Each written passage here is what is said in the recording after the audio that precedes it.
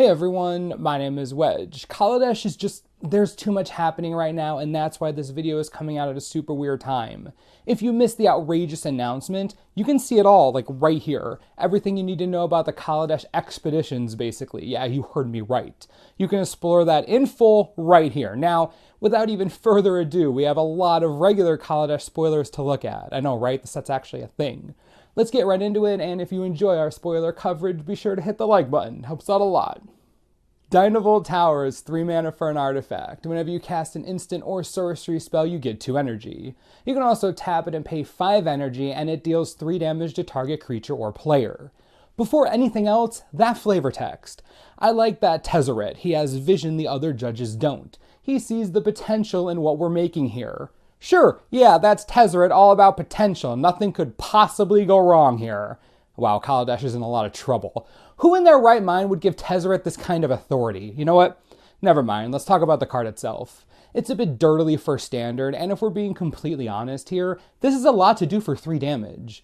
3 mana for something with no immediate impact, and unless you have other energy producers, this is going to take 3 triggers before you can activate it once.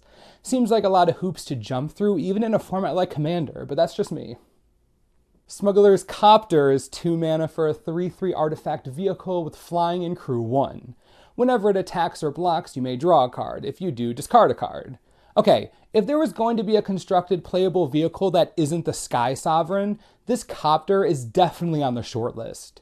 2 mana for a 3/3 flyer that loots on attack or block, and it only takes crew 1 to pilot. This is very good. It dodges sorcery speed removal, great for killing planeswalkers in the air. I'm really liking this card. If vehicles are going to be a thing in standard at all, I wouldn't be surprised if the Copter made it. Very cool. Consulate Surveillance is 4 mana for an enchantment. When it enters the battlefield, you get 4 energy counters. You may pay 2 energy and prevent all damage that would be dealt to you this turn by a source of your choice. Yes! Finally got some more garbage for our Madcap Experiment deck, yes! You put a single artifact in the deck, dig through your deck essentially killing yourself with the experiment, but wait, you have the surveillance to stop you. The dream will be realized, somewhere in some format, I don't know where, but it has to, right? Please. Also, this could be interesting in a Pillar 4 type strategy, especially one based on enchantments. Of course, unless you find a way to blink it only protects you from 2 sources, but still, could have value. Rough translation, Toolcraft Exemplar is 1 white mana for a 1/1 Dwarf Artificer. At the beginning of your combat phase, if you control an artifact, the Exemplar gets +2/+1 until end of turn. If you control 3 or more artifacts, the Exemplar also gets First Strike until end of turn. Well, isn't this just a ridiculous 1-drop dwarf? If you can get an artifact online turn 2, this becomes a nasty 3/2 attacker, attacking on turn 2, something that most other colors can't brag about. Even red has trouble getting to that power level on turn 2 sometimes. It also has Metalcraft that grants it First Strike, so it'll be even more ridiculous. If you happen to have an equipment, attach it to the Exemplar, and have Stonehaven Outfitter in play, even better. I'm telling you, we better start seeing some good equipment. I'm getting antsy for an equipment deck. Seriously, where is it? Show me. Eliminate the Competition is 5 mana for a sorcery. As an additional cost to cast it, sacrifice X creatures, destroy X target creatures. Alright everyone, back up. We have an auto-include for the following commanders.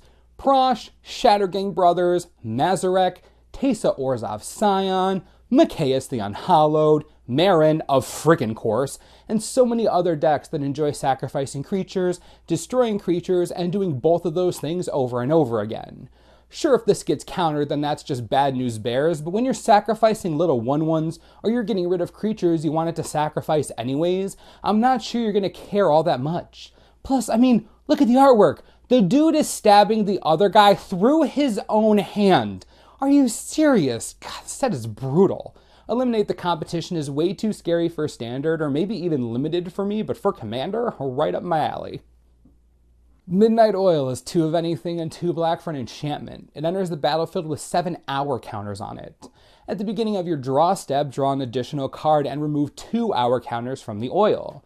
Your maximum hand size is equal to the number of hour counters on the oil. Whenever you discard a card, you lose 1 life.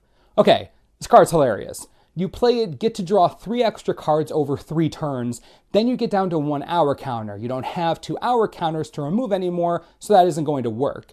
But now your maximum hand size is trashed, and if you have to discard a card, you lose a life. You know what? This is no demonic pact, but after you're done with your hour counters, you can just harmless offering this to your opponent. Their maximum hand size is 1, and if they can't play out everything in their hand, they'll lose life to the discard phase. Yeah, this feels good. Again, no demonic pact, but it'll do for some interesting hilarity. Combustible Gearhulk is 4 of anything and 2 red for a 6/6 artifact creature construct with first strike. When it enters the battlefield, target opponent may have you draw 3 cards. If that player doesn't, put the top 3 cards of your library into your graveyard, then the Gearhulk deals damage to that player equal to the total converted mana cost of those cards. Well, isn't the end of the Gearhulk cycle a bit explosive? You either get to draw 3 cards, or your opponent has to spin a roulette wheel hoping not to hit basically anything that doesn't land. Of course, the ultimate feel-bads when they decide to let you mill and you mill 3 lands, but when that doesn't happen, especially in Standard, mill Emrakul, whack, mill Ishkana, whack, mill Ulamog, whack, whack. This type of card would be hilarious in an emerge-type strategy, where your deck is clearly filled with giant stuff, and your graveyard actually has value. It's a bit more difficult to place than some of the other Gearhulks, but giving potential card advantage like this is valuable. It's just something to think about. Blossoming Defense is 1 green mana for an instant. Target creature you control gets +2/+2 and gains hexproof until end of turn. You know what? Sure, let's just print a strictly better Ranger's Guile, because nothing about that could go poorly. Nope, no way that ends up being terrible. This is clearly a nod to Modern Infect. It's like if Apostle's Blessing and Vines of Vastwood had like a weird baby. Best part, Spellskite can't redirect it. I don't know, I wasn't under the impression that Modern Infect needed better or even more reliable pump spells, so, I mean, is this good? I don't know. It's as close as you're going to get to running 8 Vines of Vastwood, so, yeah? Dubious Challenge is 4 mana for a sorcery. Look at the top 10 cards of your library, exile up to 2 creature cards from among them, then shuffle your library. Target opponent may choose one of the exiled cards and put it onto the battlefield under their control. Put the rest onto the battlefield under your control. I know what you may be thinking. Where in the world would this card be useful? You exile 2 creatures, your opponent gets to choose first, and they get it for free. How in the world is this good? The first format I figured this would get played in is definitely Commander. Why? Homeward Path. That's why. You let them get a creature, then you just take it back. If you don't have Homeward Path, however, any Blink Commander will do. They leave the battlefield, come back, and you own them, so done. Everyone wins. And by everyone, we mean you, not your opponent. Dubious challenge indeed.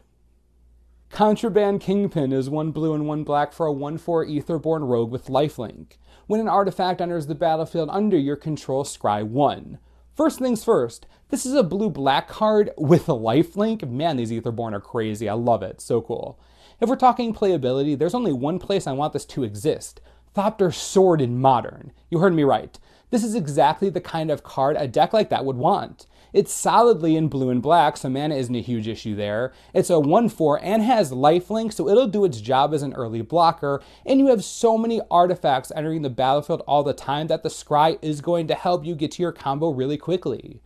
Thopter's Sword has to survive long enough to assemble itself, right? This seems like it'll make that happen much faster. I believe it's worth testing at the very least. If it isn't good there, at least we can all agree that the story around the card is tragic at best. Aetherborn don't live very long, right? It looks like this one's trying to steal away life to keep itself from dying. Wow. For being so bright, the set is crazy sad sometimes. Jeez. We also got to see all the basic lands from Kaladesh, and I gotta say, these are looking real nice. We'll go in Wooburg order. Plains are looking amazing. Lots of green instead of the yellow wheat or barren plains we're used to seeing. I like that change. The islands are full of bright colors, bright skies with streaks of clouds, and the water isn't surrounding land, it's interwoven with it. I like that.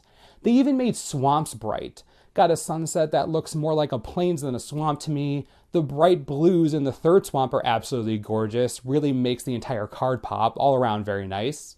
The mountains are more what I'd expect from basic lands. They're just, mountains. Normal, but look good.